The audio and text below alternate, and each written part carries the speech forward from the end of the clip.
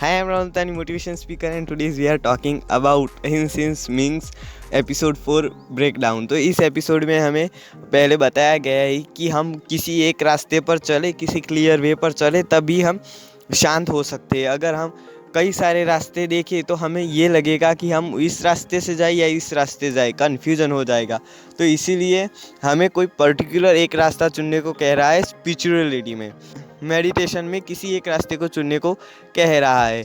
हम मेडिटेशन करते हैं तो उसमें कोई एक रास्ता पकड़ लेते हैं, जैसे कि मेडिटेशन करते करते कोई ऐसी स्टेट आ गई जिसमें आपको अच्छा लग रहा है और उसे आप पकड़ लेते हो कि यही एम्प्टीनेस है, यानी यही खालीपन है। तो वो खालीपन नहीं है।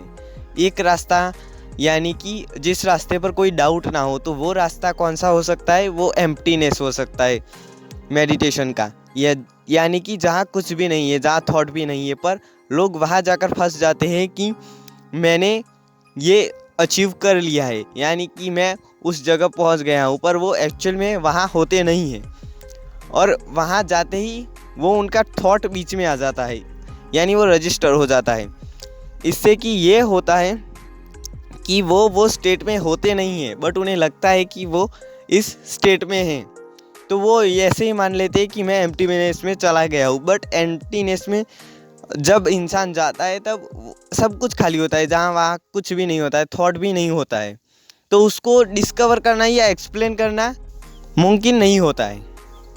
इसीलिए वेदों में भी कहा गया है, उसको ओपन छोड़ दिया गया है, ना ही कि उसको बताया गया है, ना ही उसको समझाया गया है, बट खुद ही एक्सपीरियंस कर सकता है। यानी कि जो कह रहा है कि हमें उसे एक्सपीरियंस कर लिया है और वो हम जानते हैं कि वो कैसी स्टेट है, तो वो कुछ भी नहीं जानता है, वो अभी नीचे के लेवल में पड़ा हुआ है। बट जो ये कहता है कि मैं उसके बारे में कुछ भी नहीं जानता और मैंने उसे एक्सपीरियंस भी नहीं किया, मैं उसे डिस्क्राइब नहीं कर सकता, वो उस स्टेट में जा चुका है।